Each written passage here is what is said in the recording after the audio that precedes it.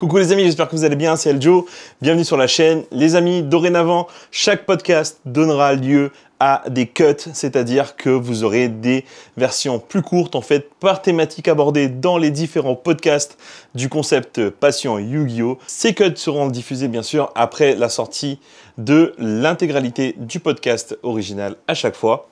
J'espère que vous aimerez ces déclinaisons, c'est assez sympa, c'est quelque chose qui se fait partout ailleurs et j'aime beaucoup ce concept. Je vous renvoie du coup en bas de cette vidéo dans la barre de description afin que vous puissiez vous abonner à la page TikTok. Les podcasts seront aussi présents là-bas. Bien sûr, le but c'est de pouvoir générer un maximum de visibilité là-dessus. Voilà les amis, j'espère que vous avez kiffé ça. N'hésitez pas à vous abonner à la chaîne, c'est super important pour nous, pour le développement et bien sûr pour qu'on puisse vous créer de plus en plus de contenu que vous aimez. Je vous laisse kiffer le cut. À bientôt. Ok, alors parce qu'il faut savoir qu'en fait que dans Yu-Gi-Oh! En fait aujourd'hui, il y a bien sûr tout ce qui va se passer sur le territoire national, mais bien sûr, Yu-Gi-Oh! S'est étendu et d'abord s'est développé ailleurs avant d'arriver en France. Et les événements, les gros tournois, que ce soit les, je sais pas si ça existait des YCS à l'époque, j'en ai gagné un. Voilà, ouais, bien sûr. Bah, du coup, on va y venir, tu vois. Mais ce genre de tournoi, en fait, ça s'est d'abord développé en dehors de la France. Comment ça s'est passé ce moment où tu es sorti complètement du territoire national, en fait? Alors, 2006, t'as le premier championnat d'Europe, comme je disais. Puis 2007, puis 2008. 2008, c'était Amsterdam, je crois. Et derrière, à partir de 2009, on commence à aller partout. On apprend qu'il y a des gros tournois en Hollande qui s'appellent Dutch Open. En Irlande, on va partout. Parce qu'à cette époque-là, on a un deck que Alain avait trouvé, qui était trop fort, ça s'appelait Twilight. On va partout, on gagne tout. Tu avais des souvenirs, ça, de ça. Et c'est à ce moment-là qu'on dit on va aux États-Unis.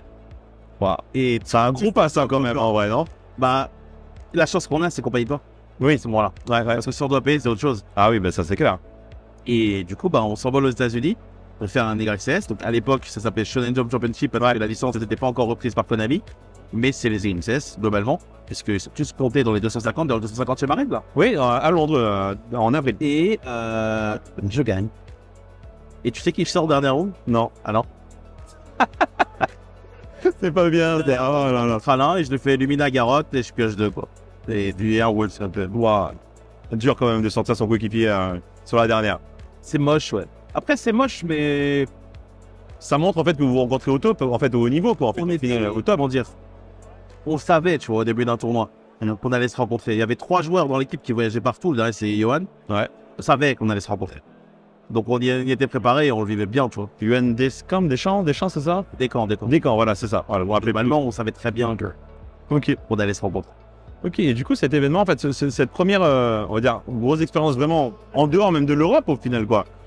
C'est impressionnant, j'imagine. T'es quand même encore jeune, en fait, au final. Bah, disons qu'en plus, cette YCS-là est bizarre, parce qu'on m'annonce Bounty Duelist au début. Donc les Bounty Duelist, je crois que ça existe encore. C'est un truc où, en gros, si quelqu'un te bat, il récupère des boosters. Oui, ça existe encore aujourd'hui. Et plus tu gagnes des paquets, plus tu gagnes des matchs, plus il y a des paquets sur ta tête. Ouais. Et au moment où on m'annonce, à côté de moi, il y a un joueur qui s'appelle Adam Gorn, qui est ultra. Aux USA, c'est la grande star. Ouais, je connais, ouais. Et il me regarde et il me dit, mais t'es qui? Who are you? Et j'ai trop le seum. Je suis en mode, j'ai trop le seum. J'ai jamais envie de lui dire, mais écoute, je vais te priser dans ce tournoi. Wow. Je ne l'ai pas dit. Parce que je suis respectueux. Bien sûr. Et au final, je gagne le tournoi. C'était drôle. Parce qu'en gros, la mode aux États-Unis, c'était de jouer zombie à l'époque avec Malicious. Avec Malicious, ouais. En gros, la version alternative de ce qu'était Télédad avant. Ouais, c'est ça, ouais. Et on était plutôt bien comme ça. Ok, d'accord. Et du coup, donc, tu gagnes, tu reviens en France. Et j'imagine qu'il y a un avant-après à ce moment-là, non?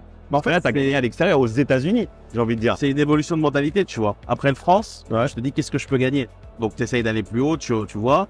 Tu as l'YCS qui arrive. L'YCS, je pense que c'est une des plus belles victoires que tu peux faire parce que tu as vraiment le monde entier qui est là. Et du coup, après l'YCS, il te reste le World finalement. L'Europe et le World. Et malheureusement, le World, ça va le passer, mais bon. L'Europe, du coup, une expérience à l'Europe. L'Europe, je fais beaucoup de top, final, mais plus les années passent, plus c'est des tops qui sont élargis, top 16, top 32, top 34, et à chaque fois je perds en top. Parce que c'est compliqué ça d'ailleurs les tops élargis, parce que finalement ça te fait tomber un peu contre tout et un peu n'importe quoi, non, peut-être, non? Je sais pas, ça fait gagner plus de matchs, donc limite j'imagine que c'est beaucoup plus méritant, tu vois. Ouais. Mais globalement, les championnats d'Europe, c'est vrai qu'en général, j'étais vraiment très bien en ronde à chaque fois, mais en top. C'est un peu de là qu'est venue un peu cette malédiction, là, non, des Français qui sont très très bons en round, tu vois, mais qui se font taper un peu en top en direct, un peu, non? Je sais pas. En vrai, je sais pas. Moi, je pense que c'est toujours des questions de mentalité et autres. À l'époque, par rapport à aujourd'hui, ça recharquait beaucoup. C'est-à-dire Oui, ça c'est vrai, ouais. ça c'est essayer tout le temps de trouver le game loss, de gagner autant. Alors aujourd'hui avec votre règle du temps, ça, je veux pas en parler, parce qu'on va avoir des problèmes. Combien de temps d'ailleurs à l'époque c'était? Alors à rappelle l'époque, plus. ça dépendait des formats, t'avais entre 40, 45, 50 minutes. Ouais. Mais quand tu terminais ton match, en fonction de la situation, t'avais 3 tours. Oui, c'est ça, voilà. Là aujourd'hui, c'est vraiment fin de phase, on arrête, c'est... Non, c'est dur. Et Bah, ça Là, à l'époque, il y avait moyen de trouver un edge sur beaucoup d'autres trucs. Ouais. Aujourd'hui, selon moi, le meilleur moyen de trouver un edge quand t'es pro, c'est le temps, tu vois. Ouais. Et le temps, ça consiste pas juste à mettre un résonateur dans ton site, ça consiste à savoir, en fait. Il y a une maîtrise, Bien sûr. à l'italienne, tu vois. Ouais, bien sûr. Et du coup, tu as dit, on va en parler, hein, même si tu as tiqué un peu dessus, le World. Alors, parce que tu y es allé, tu y es allé. Alors, le World, en gros, à l'époque, d'ailleurs, ça va encore changer cette année, t'avais 2 Worlds. T'avais le World Championship TCG, Oui. donc il fallait faire top 4 à l'Europe pour y aller, et t'avais le World Championship Video Game. Ok. Et ce qui se passait, c'est qu'en France, on avait un slot direct, tu gagnais le championnat de France Video Game. Ah oui, d'accord, ok. Donc, à partir de 2008, je fais le France Video Game tous les ans. En 2008, je gagne le France TCG, je perds en finale du France DS. Ok. En sachant que je perds parce que je suis incapable de faire autre chose que 1 ou 6 sur 3 lancers. Fallait que je réussisse une fois avec une carte qui s'appelle Snipe Hunter. Donc, alors, ce qu'il faut, je vais juste préciser un truc, c'est que là, on parle vraiment de la partie console en fait. Hein, Ouais. C'était sur console et tout, parce que là, on parlait de La carte, elle existe en vrai, c'est Oui, juste en double. voilà, c'est ça. Ok, vas-y. Donc je perds. En 2009, je perds aussi. Et en 2010, j'arrive en top du championnat de France TCG Ouais. Tralin. Ok. Sauf que la décision de Konami à ce moment-là, c'est de faire le championnat de France DS en même temps. Ah, tu dois faire un choix quoi. En fait. Je procède. Je dis à Alain, écoute, vas-y. Moi, c'est bon. Je fais ce que vous avez à faire, vas-y. Ok. Et je vais faire ce France DS. Je gagne. Ouais. Et je vais au World. Et ce World alors, finalement. Bah, Déjà, il se passait où? alors, c'était à Long Beach, aux États-Unis. Ouais. Je pense que c'est l'expérience la plus ouf que tu peux faire en tant que joueur de Yu-Gi. C'est incroyable. Pourquoi? C'est différent d'une GrexS sur un truc de ce style par exemple? Bah déjà c'est réduit, donc la préparation est différente. T'as 16 joueurs, tu dois essayer de prévoir un peu ce qu'ils vont jouer, ce qui a été plus ou moins mon cas. Et ton but c'est de faire top 4. Pourquoi ton but c'est de faire top 4? Parce qu'en fait en top 4 t'as une prize card. Et la prize card des Worlds, déjà la prize card des GrexS c'est fou. Ouais. La prize card des Worlds c'est un truc de fou. Ouais. Et le score à faire je crois c'est 3-2 pour passer. Et honnêtement c'est incroyable, t'as tous les meilleurs joueurs du monde autour de toi. La chance que j'avais en plus, c'est qu'un de mes partenaires d'entraînement qui s'appelait Sébastien Gonzalez était qualifié World TCG cette année-là. Ok. Donc j'ai pu l'aider à s'entraîner. Ouais. Donc au final, j'ai fait même la préparation pour le World TCG. Et le World 2010, t'avais vraiment trop de joueurs de foot. T'avais Stefan Sluis, t'avais Rodrigo Togores, Ah ouais, ça c'est bien. t'avais Galileo, qui est aujourd'hui extrêmement connu, mais à l'époque, c'était pas connu à ce World-là, qui est super sympa.